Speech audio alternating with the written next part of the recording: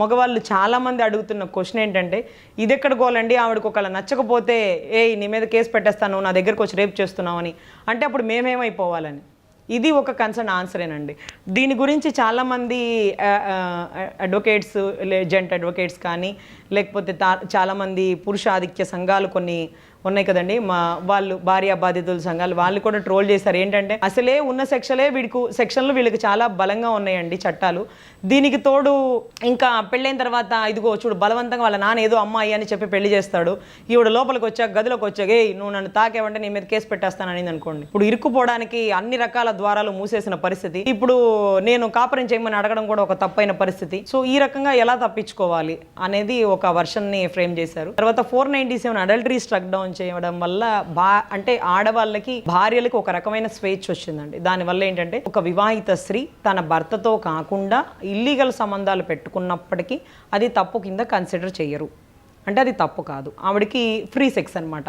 ఒకప్పుడు ఒక లాడ్జ్లు మనం చెక్ చేస్తున్నప్పుడు మీరిద్దరు భార్యాభర్త చూపించండి ఆధార్ కార్డులు, మీరిద్దరు భార్యాభర్త అని ప్రూఫ్ ఏంటి? అవును కాదు, మేమిద్దరం భార్యాభర్తలు కాదు, కానీ నేను పెళ్ళైన ఆడదాన్ని, నాకు ఇష్టమైన వ్యక్తితో నాకు ఉండే స్వేచ్ఛని న్యాయస్థానాలు కల్పించినాయి, చట్టాలు కల్పించినాయి, నువ్వెవరు అడగడానికి అని అడిగే స్థాయికి వెళ్ళిపోయారండి. దీనివల్ల చాలామంది కుటుంబాలు విడాకుల స్థాయికి వస్తున్నాయి, మనస్పర్ధలు ఎదురవుతున్నాయి. సో ఇటువంటి టైంలో పోలీసులు కూడా అంతకుముందు హోటల్స్ చెక్ చేసేవాళ్ళు, ఇప్పుడు చెక్ చేయడం మానేశారు. ఏం ఉపయోగం? ఒక లేడీ దొరికింది అనుకోండి, ఆల్రెడీ ఏదో లైసెన్స్ ఉంటుంది చూడండి, బైక్ నడిపేటప్పుడు ఎట్లా నడుపుతున్నావు నువ్వు బైక్? నా దగ్గర లైసెన్స్ ఉంది సార్ అంటారు కదా. అదే రకంగా ఒక హోటల్ రూమ్లో ఒక లేడీని చూసినప్పుడు ఏంటమ్మా ఏం చేస్తున్నావు ఇక్కడ? సార్ నేను పెళ్ళైన ఆడదాన్ని అని మెడలో ఉన్న మంగళసూత్రాన్ని చూపిస్తూ నాకు లైసెన్స్ ఉందండి, నేను ఎవరితోనైనా తిరగచ్చు, నాకు చట్టాలు ఉన్నాయి అనే మాట్లాడే పరిస్థితికి దిగజారినటువంటి వ్యవస్థ అయిపోయిందండి. సో ఇదే ఒక దారుణమైన వ్యవస్థ అనుకుంటే ఇంకా దిగజారి ఈ మ్యారిటల్ రేప్ ఏదైతే వచ్చిందో దీనివల్ల మళ్ళీ మగవాళ్ళని ఇంకా కూడా ఇబ్బంది పెట్టే పరిస్థితులు 100% ఎదుర్కొంటారండి. ఎందుకంటే ఇది నీతికి న్యాయానికి నిలబడే ఆడవాళ్ళకి సెక్యూరిటీ అవ్వచ్చు, కానీ మగవాళ్ళ జీవితాలు నాశనం చేయాలి అనే ఆడవాళ్ళకి ఇంకొంచెం బలం పెరిగిందండి. ఇప్పటి వరకు 498 వేస్తూ ఇబ్బంది పెడుతుంటారు. ఇక వాళ్ళకి వద్దనిపించినప్పుడు బలవంతంగా నన్ను రేప్ చేస్తున్నాడు నా భర్త, నన్ను ఇలా చేస్తున్నాడు అలా చేస్తున్నాడు, అది ఇంకొక కేసు అయిపోతుంది. సో ఈ రకంగా వాళ్ళు చాలా అంటే ఇప్పుడు నా భర్త నాతో ఆమెని నేను శారీరకంగా దగ్గరవు అంటే అదొక తప్పు, ఆవిడ మాత్రం నాతో తప్ప ఆవిడ నచ్చిన వాడితో శారీరకంగా దగ్గర అవ్వచ్చు. ఇది ఎక్కడ చట్టం అండి? ఇక మగవాళ్ళు బ్రతకాలా వద్దా?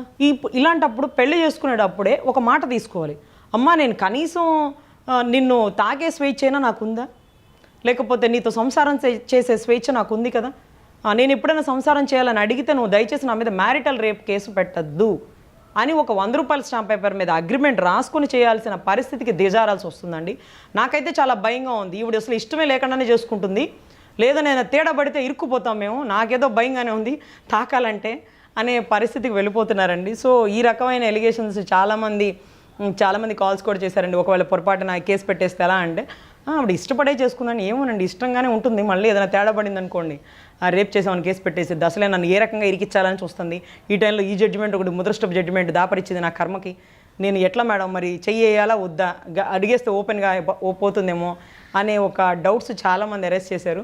సో దీనివల్ల ఇంకా మగవాళ్ళని ఇంకా భయపెట్టే అస్త్రాలు ఆయుధాలు ఆడవాళ్ళకి కల్పించినందుకు న్యాయస్థానాలకి థ్యాంక్స్ చెప్పాలా, మగవాళ్ళ పరిస్థితి ఇంకా దిగజారుతున్న పరిస్థితిలో వీళ్ళకి రక్షణ కల్పించమని న్యాయస్థానాలను వేడుకోవాలా అర్థం కాని పరిస్థితి అండి. సో వీటి రెండింటికి ఒకటే సొల్యూషన్ అండి, మ్యూచువల్ అండర్స్టాండింగ్. ఈ మ్యారిటల్ రేపు కానీ లేకపోతే ఈ 497 అడల్టరీ స్ట్రక్ డౌన్ చేసేసిన అంటే మందు విచ్చలవిడిగా తాగమని చెప్పినా అందరూ తాగట్లేదు కదండి. అంటే దే నో ద బౌండరీస్, వీళ్ళే తాగాలి వీళ్ళు తాగకూడదు, మన పరిధిలో ఉండకూడదు, మనం ఇలా చేయకూడదు, ఎలా అయితే మనం బౌండరీస్ పెట్టుకుంటామో విచ్చలవిడితనాన్ని ఎంత మనం అంటే ఇప్పుడు మన అమెరికన్ కంట్రీస్ తిరిగి వచ్చి అదే స్కర్ట్స్ మనం ఆంధ్రాలో వేసుకోలేము కదా. అంటే ఎక్కడున్న పరిస్థితిని బట్టి అక్కడ ట్రెడిషన్కి కల్చర్కి మనం అలవాటు పడుతున్నాం. సో మళ్ళీ మన నేటివిటీకి వచ్చేసినప్పుడు మనం మామూలుగా ఉండిపోతాం. సో అదే రకంగా చట్టాలు ఎన్నొచ్చినా మనమేంటి, మన పరిస్థితి ఏంటి, మన కుటుంబాలు ఏంటి, సర్దుకొని కాపురం చేయాలా లేకపోతే రోడ్డున పడి అల్లరి చేసుకోవాలా, ఈ డిపెండ్ అపాన్ ద సిచ్యువేషన్ బట్టి జడ్జిమెంట్స్ ఉంటాయండి. సో మ్యారిటల్ రేప్ గురించి ఎవ్వరు మగవాళ్ళు భయపడాల్సిన పరిస్థితి అయితే లేదు, మీకు కూడా కొంత వెసులుబాటు ఉంటుంది.